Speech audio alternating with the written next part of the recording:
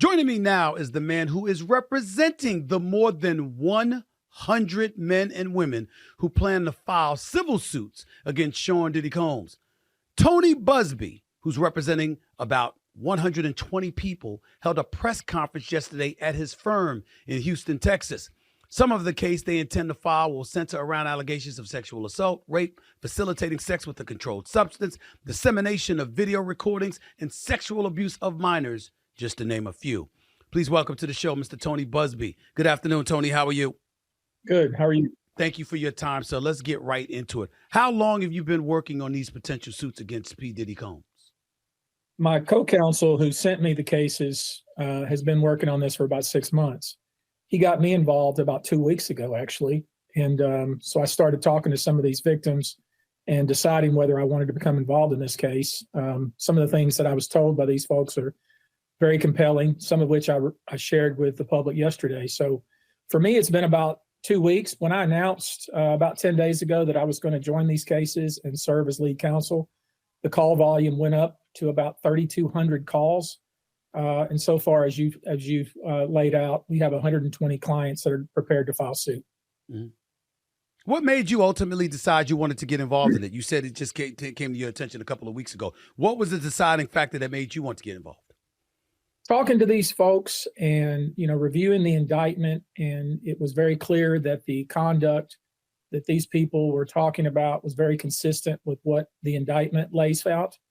And then you're just hearing their voices and seeing their faces, and I have to do a credibility check myself and decide if this is something that I want to be involved in. And, this is, I see this really as God's work. I think, obviously, Sean Combs is arrested, indicted, and his bail has been denied. But there's more to it than that. This is conduct that's went on for more than 25 years. These people who we represent are from more than 25 states. These are people whose ages range from as young as 9 years old up into people in their 30s. As you said, these are women and men. The scope of this is really it's unfathomable that this could go on for so long. And I said yesterday, this is the secret in the entertainment industry that really wasn't a secret. And I think people are shocked to learn that this went on for so long, and some of the things that people say happened to them. And I think because of the indictment, because the federal government got involved, I think because the arrest and because of the denial of bail really gave people really emboldened people to step forward and be counted and tell their stories. It's interesting because before I get to additional questions, you talked about vetting them yourself and what have you. One would ask, the suspicious minds would ask, 2 weeks, is that enough vetting that could have possibly, is that enough time to have vetted all of these people to the point where you feel comfortable and secure in representing them? What do you say as a response to cynics with such questions? There's better than me, there's always cynics, and there's always people that like to sit back and criticize. And, that's just the nature of the business. And, I've been in this business for almost 30 years. I would say that we have more than 90 people who did the initial screening and vetting. Then we have Houston Police Department personnel who also are part of the vetting process. Then we have a team of lawyers that are also a part of that. And then, I've personally spoken to many of these folks myself. And then ultimately, as we start to file the case, I will talk to each one of these people just to make sure because, it's a high profile case. It's just like, other cases I've been involved in. If I put my brand on it, I'm going to make sure that it's something that I feel comfortable with and that I'm fully behind, because, these cases are tough enough themselves. Typically it comes down to circumstantial evidence, corroborating evidence from witnesses that saw this or that. And then it comes down to the word of the victim versus the words of the various perpetrators. What impact did the federal indictment have on the volume of suits you're now intending to file? I think it had a big impact. I think the original impact probably was the Cassie situation and the video that was released. I think it was known that there was a federal investigation going forward. There had been several lawsuits, and there's been more. I think there's been as many as 7 so far against Sean Combs and other people. And then the indictment, the arrest, and then the denial of bail. And then, of course, us announcing that, look, there are a lot of people that intend to pursue these cases. Please come forward. If you're a witness, please come forward. If you have evidence, please come forward. I think that was instrumental in what we're seeing now. Ever since, in 24 hours, we've received 12,000 calls, if you can believe that. Now, I don't know if that's going to 12,000 calls. Yes, sir. You said 12,000 calls. You received 12,000 calls? Now, that doesn't mean 12,000 people who claim to be victimized. It just means 12,000 people have called this line that we published yesterday. And obviously, as you know, there's going to be people with crank calls and people with foolishness and people with malcontent. But we are sifting through that and trying to make sure that we identify and vet people that have real claims, legitimate, credible claims. Right now, we're talking about 120 people from 25 different states for conduct that occurred over 25 years. 25 different states? Is that what you said? Not cities. You said 25 different states. Yeah. Because, a lot of these parties obviously took place in Los Angeles, New York, Manhattan, or the Hamptons, and Miami. And a lot of these people were flown in.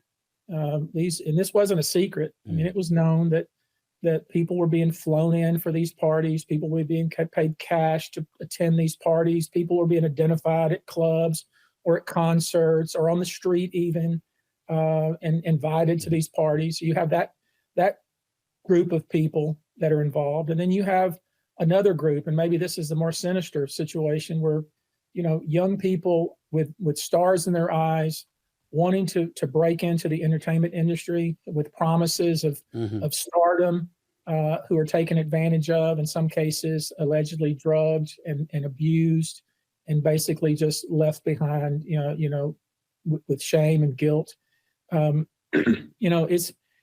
What I'm looking at, obviously, you have an individual who has been indicted and arrested and whose bail has been denied, and obviously he's obviously a target of this. But I'm looking more, in addition to that, of course, who else was involved? What venues were involved? Right. Who sponsored some of this conduct? Who benefited from this? Who profited from this? Who was there in the room? Who encouraged this? Facilitated this? Didn't say a word about it? Kept it hush hush. You can only imagine the number of entities and individuals that could potentially be complicit in all this. Mr. Busby, and I'm getting there. I was going right there because you talk about the complicitness of those others that may have been involved. I want to know of the survivors, the accusers, whatever word is appropriate. Do they talk about, and have they talked about Diddy Combs, or have they named names and provided names of other, dare I say, co-conspirators in all of this? What can you tell us on that front? We have a long list of names.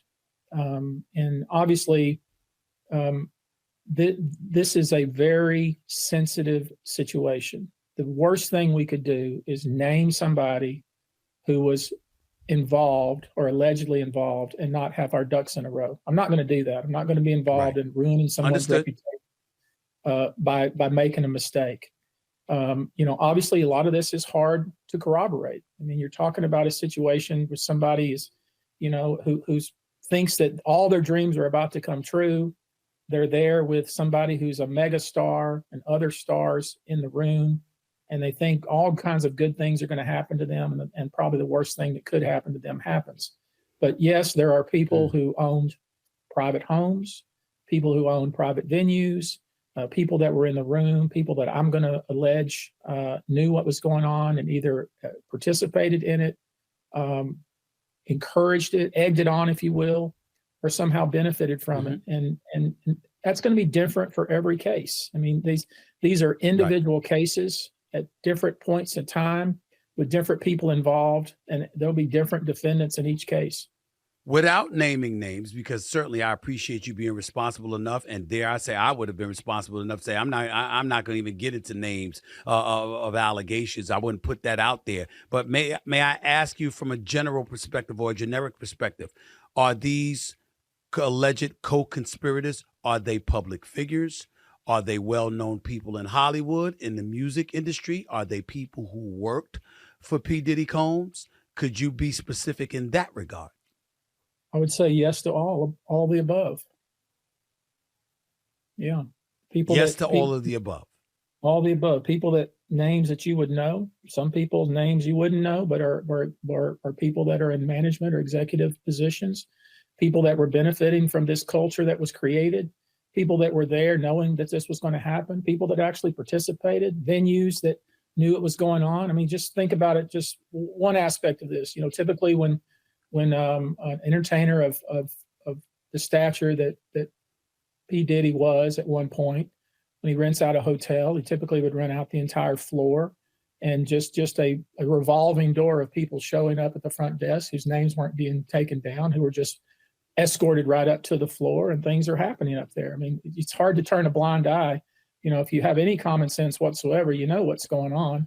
People that aren't from, for instance, New York City, that are being flown in from Los Angeles, 5, 10, 15 at a time, who are being paid in cash to attend these various events that are occurring. People that are identified in the crowd of a show and asked to come backstage, and then they're whisked off to some other party, and they find themselves in the morning, not knowing what had happened because they've been drugged, and they're injured, and they're feeling shameful and blaming themselves. I mean, you can only imagine the various individual scenarios. But the common theme throughout this, at least from what I've gathered, is there's always some sort of drug involved. There's always some sort of drink that I believe will be able to show was spiked in some way with some kind of drug that caused these individuals not to really be able to fight back, perhaps as much as they might have. And then they wake up not knowing what had happened to them, other than they know that they're injured in their private areas. And many of them went to seek medical treatment. Some of them were drug tested when they did so. I mean, there's several of these individuals who their drug test came back with some weird, I hadn't even heard of this. I own a farm, and I guess maybe my ranch manager knows what this is, but a horse tranquilizer, it's called Trank. I'd never heard of this. A horse tranquilizer? A horse tranquilizer. I mean, it's just ridiculous. You just outrageous when you think about it. But, how did this get into these people's bloodstream? It's just, I think we're just now scratching the surface of this. Obviously all of this, these are allegations, even the indictment, those are allegations that the government must prove. But you have a lot of people coming forward saying the same thing. All of it is very similar. And, you have, one of the things I've said, and I think it's true, you have a lot of people right now out there who are watching this happen, who are probably scrubbing their social media, who are probably searching their memories, who are probably deleting texts and data from their phones, and are probably very nervous right now. And I would think they should be. I'm not going to get in too much to the 9-year-old because that's a child. There's no explanation for that. Zero. Okay. But when you talk about some of these survivors, you hear about half of them are men, half are women. 25 were minors at the time of the alleged incidents. Number one, is that true? And number two, when strictly speaking about the adults, what about those who would say, what are we talking about here? If they were flown in, they were quote unquote sex workers, they knew what they were getting into. It was complicit. It might be reprehensible in some people's eyes. But as Diddy's lawyer said on television weeks ago, it's one thing to be unethical. It's another thing to be illegal. And it wasn't illegal because they were given the impression that it was adult consent involved. What does Mr. Tony Busby say to that?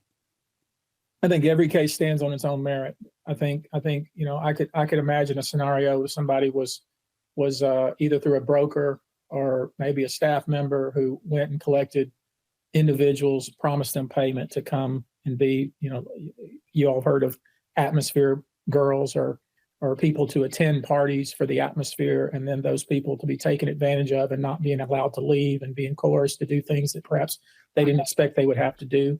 I don't think that's outside the bounds of imagination.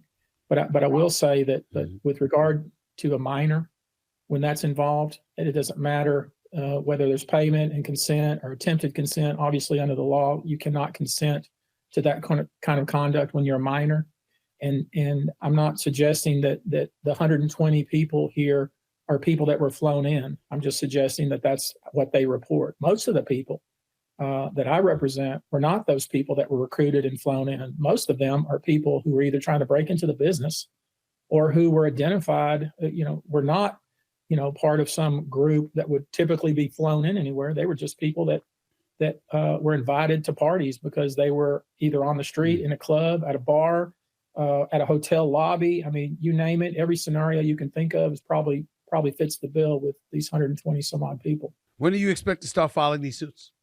I'm hoping to file. I wanted to do it in a week, but to be realistic, I said 30 days. But I expect within 30 days we'll start filing individual cases, and we'll continue to file individual cases, and we'll pursue them aggressively. And obviously, it's a Herculean task when you're dealing with a lot of different individuals. With each of them has a different case, different evidence, different defendants, different venue, different law that applies. So it's a tough task. But, it's an important task because I look forward to it.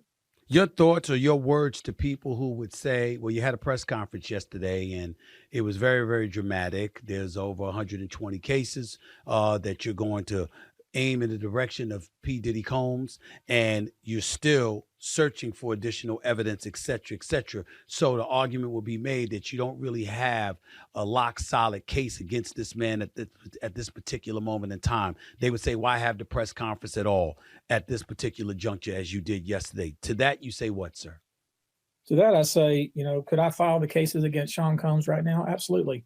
Yeah. But I want to make sure I capture a wide net and capture everybody involved. And that's what I'm trying to do. And part of the purpose of the press conference was to encourage people that witnessed some of these events to come forward. And that's happening now, because I want to make sure when we file the case that we don't just, I want to say it like this, Sean Combs, obviously has a lot of trouble on his plate right now, and, he ain't going anywhere. I want to make sure that anyone that facilitated this, egged it on, participated, benefited from, profited from, they're involved too, because that's really what needs to happen here. It happens in other cases like that. You want to make sure that you include everyone, especially those that enabled and were complicit. So Tony Busby, to close this interview, you're saying, and I want to make sure I'm quoting you accurately, Sean Diddy Combs is not the only person you're after. You're after anyone who was involved, anyone who was complicit. Public figure, private figure, business folks, industries, etc. You don't give a damn who it is. You want them all. That's what you're here to do. Is that correct? I think you summed it up perfectly. Yes, that's true. Tony Busby with the Busby Law Firm based out of Houston, Texas, right here on the Stephen A. Smith Show over the digital airways of YouTube and, of course, iHeartRadio. Tony Busby, thank you so much for your time and your expertise. Really, really appreciate it, and thank you so much. Thank you, sir.